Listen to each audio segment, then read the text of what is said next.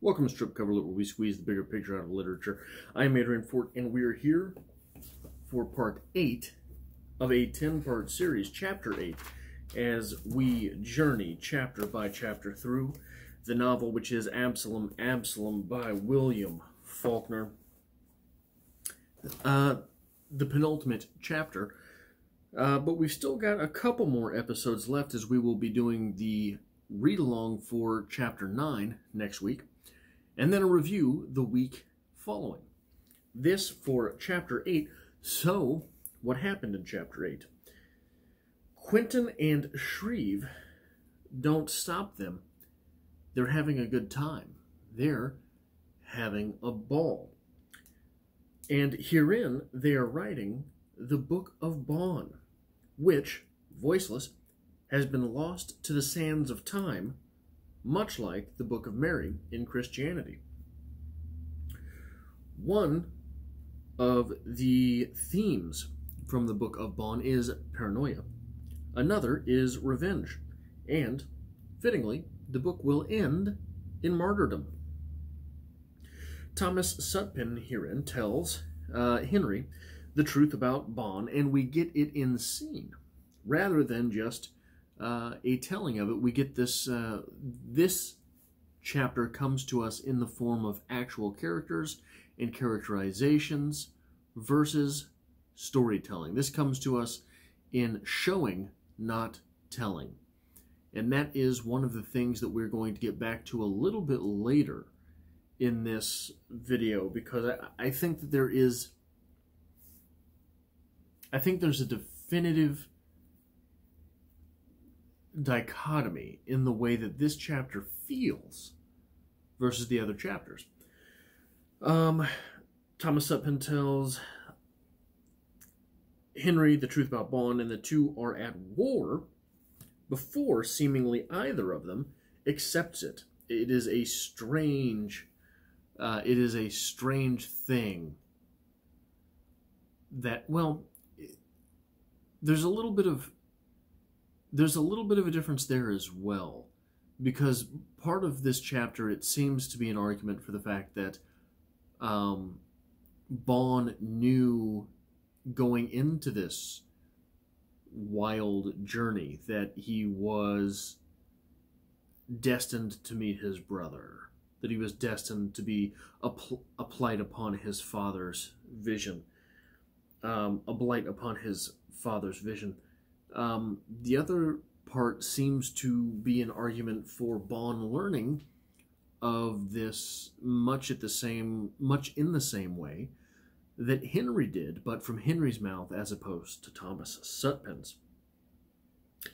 In this story, it is Henry to whom Bon's name is most thoroughly attached, and not Judith. I think that is another strange little thing that we have to notice and take as revelation, but, well, I'll get back to that later. The real revelation buried in this chapter, this bit of speculation, is that Bon, both Quentin and Shreve, seem convinced, knew Henry was going to kill him.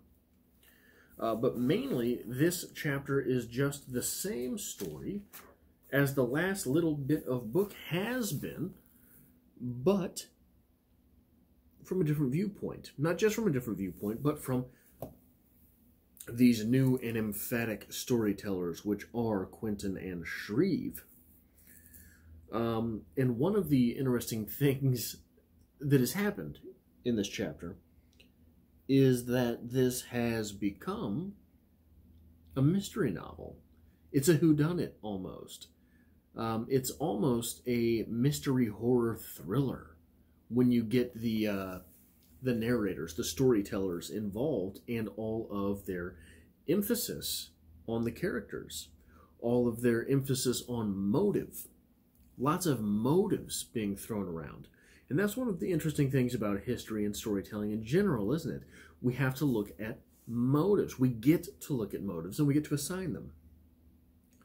This is something, and we're going to get back to this a little bit later in the episode as well, this is something we don't do with religions. Pontius Pilate, no one goes around really making the argument, hey man, guy was just doing his job. You know, no one brings up Judas Priest and goes, yeah, but 30 pieces of silver, man. Come on, who's turning that down? But we're doing it here. And in doing so, we find a different Christ-like figure. The figure of Bon. The figure who is born into poor circumstance, must rise above it, must make a journey past it to escape it. This is a hero's journey on which Bon travels. And he makes this great journey to find the Father. Sounds pretty religious. So we've got all that going on. And in this, we have this mirror sort of story, which is the relationship. So we've got the relationship of Bon and Henry. But we've also got this budding relationship between Quentin and Shreve. And the relationship between Quentin and Shreve, what are they doing? They're sitting around telling this story and basically referring to each other in terms of brotherhood. They're sleeping in the same area. They're up late at night with one another. Very much in the same way that the relationship between Henry and Bon developed. We see them up around the fireside, yelling at one another. And there is a lot of that type of imagery as well. The sitting around the fire versus the boys Quentin and Shreve, who were more compelled to refer to as boys than we are Henry and Bon, despite the relative approximation of age. But Quentin and Shreve seem more childlike. Maybe it's just because we've never seen them go to war. Is that part of it? But sitting around next to the fires and on a journey versus in the cold in a college dorm room.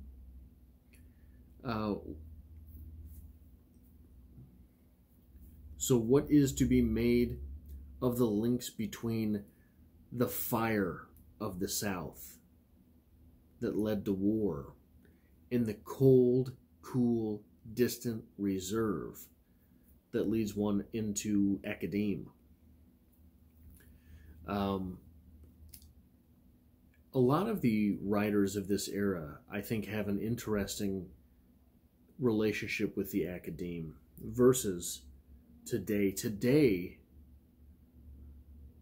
a lot of the writers, a lot of the artists, they're sort of in bed with the academe. And I think that puts a very large temper on things. There's a lot of language in this book. A lot of language that you wouldn't get today. And I'm not saying that you should, but the fact that so George Saunders is a little too big because I don't think he teaches anymore. But Steve Almond, for example, I think he teaches at the University of Florida. If he wrote this book, he loses his job.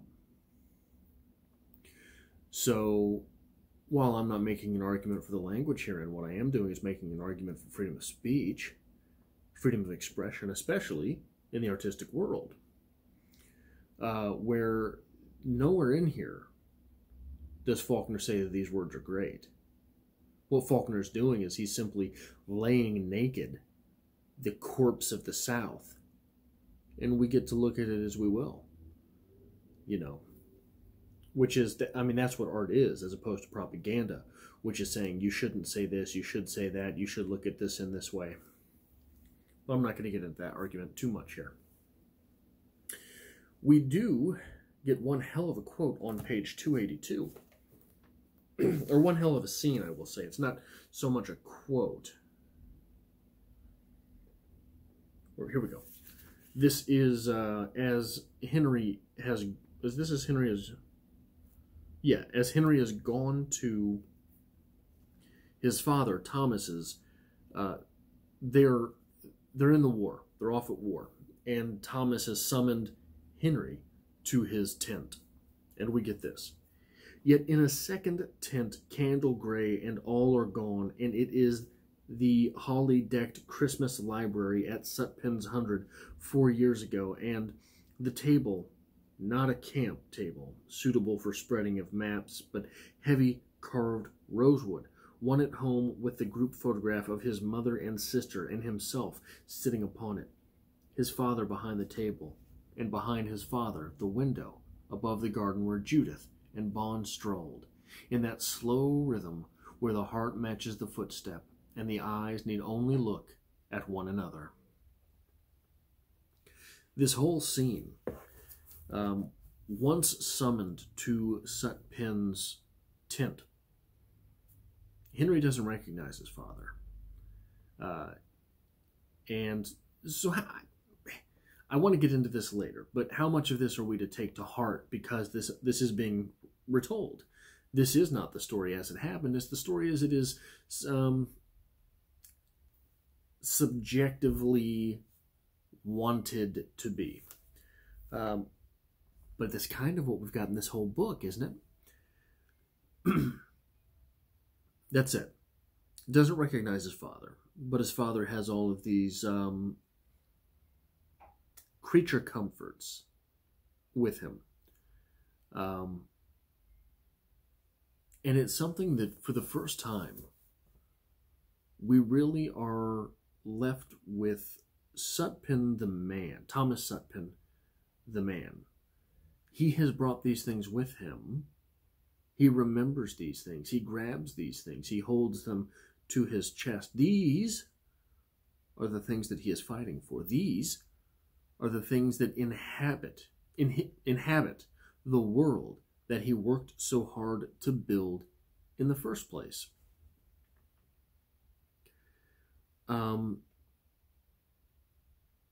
So during this war, you had essentially two nations at war. That's why the blood spill was so nasty in so many places.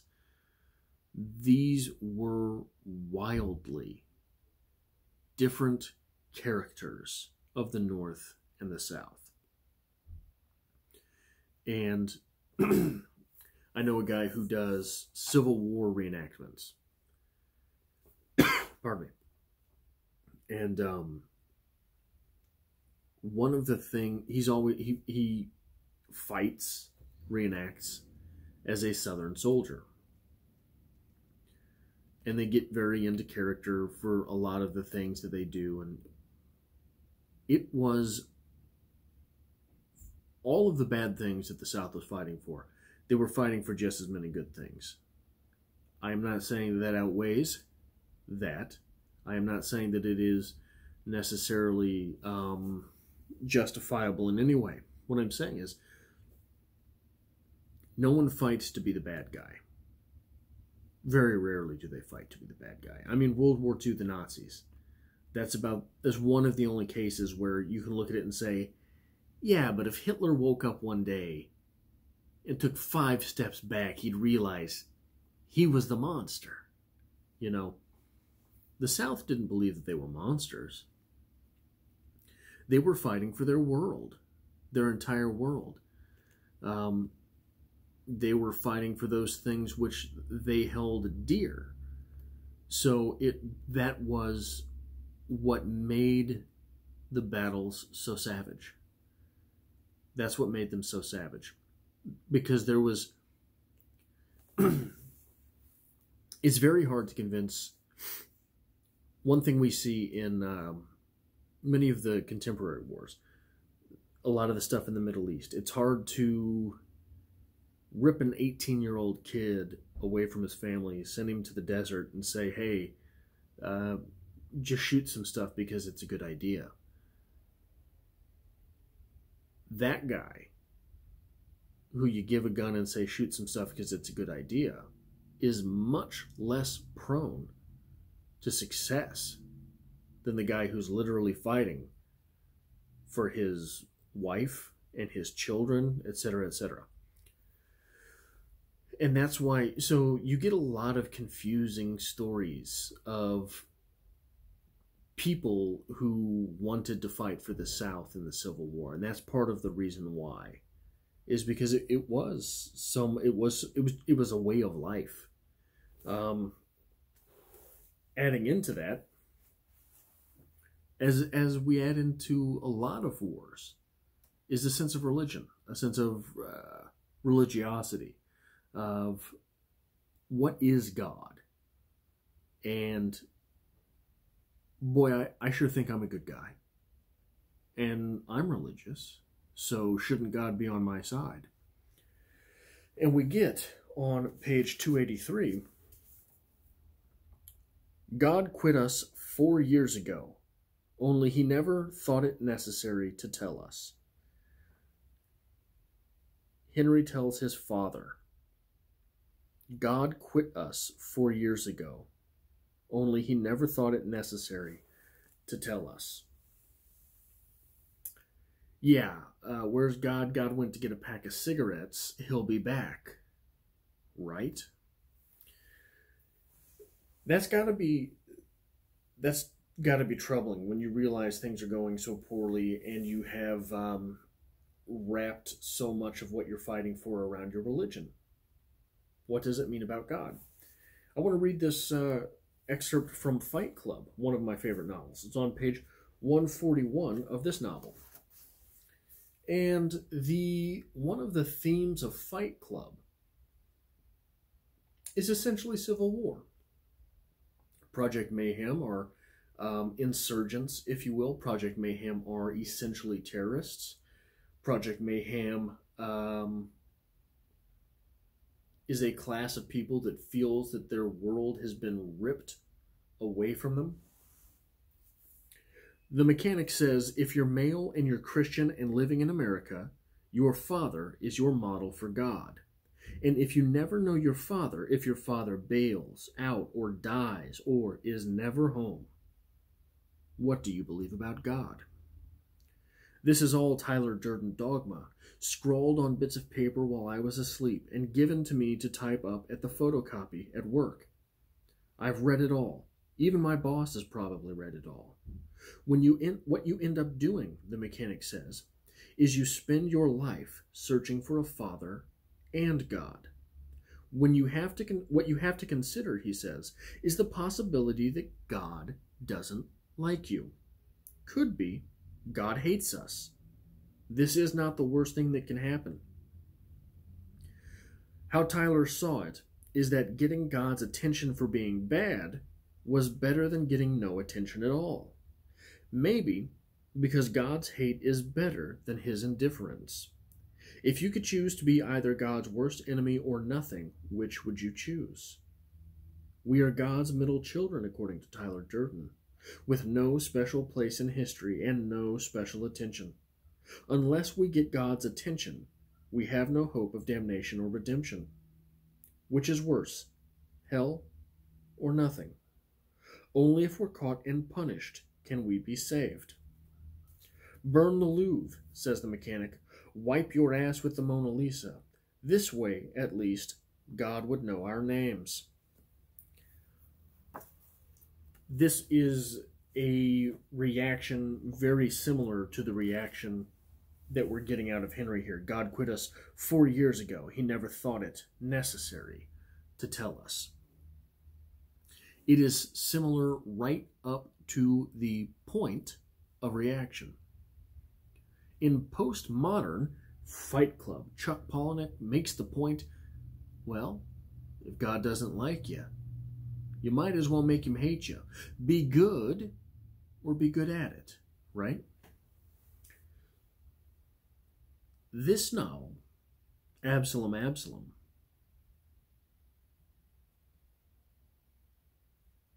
the argument seems to be made. God has already abandoned us. We should do the best we can by the Bible.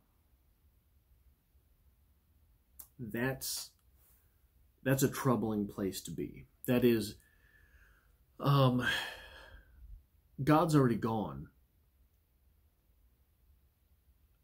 And Henry does struggle in this retelling with, if this is the world that we are left, what difference is it that these sins should be committed? What difference is there to this situation? We've already been abandoned. We've got no God. God left us. Went to get a pack of cigarettes, never came back. Didn't even tell us. Doesn't send a postcard. Doesn't send a happy birthday card. And the reaction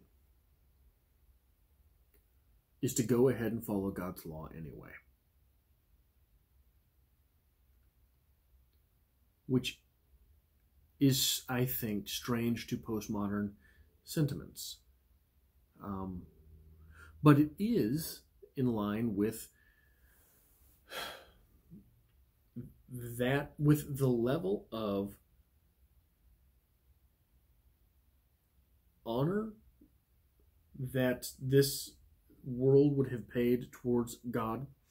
But how much of that should we listen to in the first place? Because it's coming from two delirious kids telling stories in their dorm room. What is the reliability of our narrators?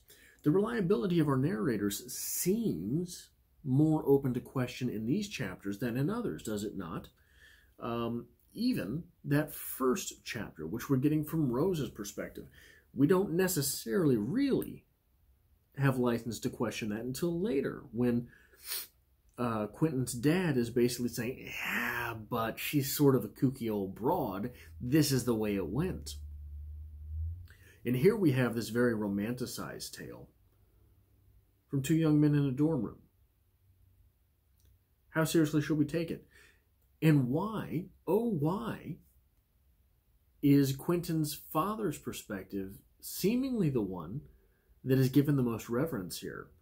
I say that because Rose's perspective, I question, as soon as we get Quentin's father's perspective, because it's telling us as a reader, you're not getting an omniscient narrator. So you have to kind of question everything. And Rose's perspective seems very slanted, anti-Thomas Sutpen. This narrative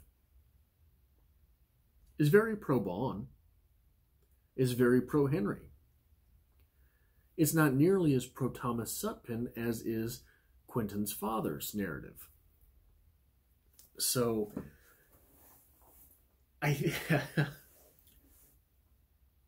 the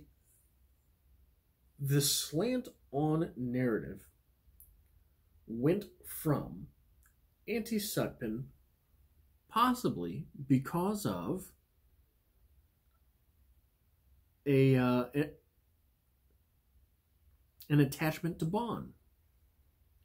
Then we get pro-Sutpen from Quentin's father, which is sort of ambivalent to Bond. You know, he existed. He was one of the linchpins in this story, but, you know, he came up and he went. And then we get this tale from Quentin and Shreve, which is very, very, very pro-Bond. So this seems, and we're going to get into this a little bit in the review, maybe more than I have. So it's 2 weeks away. I don't have it all written yet, but I think it's going to come up in the review. Is this Bond's story? Does this book belong to Bond? If you take a standard issue Bible, Old Testament and New Testament, wrapped in one neat little cover, Jesus doesn't exist for the first bunch of it. He's got a real prevalent part in the last bunch. He's prophesied in the first part. They say, you know, hey, who am I to say? But he really steals the show. He steals the show in the last act. Is that what's happening here? Does this book belong to Bond? I don't know. Does this book belong to Henry? This chapter here seems not just Bond seems to be inescapable The gravity of Bond seems inescapable. The gravity of Charlie Good, you know. Whereas Henry seems more of a main character here. Much in the way in the book of Mark, Mark is the main character, but Jesus is the guy. That sort of thing going on. I don't know, but it's I'm excited to see how this last chapter is going to wrap up, because I think it's very much going to be, you've got a tale of 3 stories here. You have this story as it came to us from Rosa. You have this story as it came to us from Quentin's father. And now you have the acolytes. You have the inspired youth that are taking the religion and running with it. But that's all I have for this episode. I am excited to see you back here next week for Chapter 9. And then the next week for the review on William Faulkner's Absalom.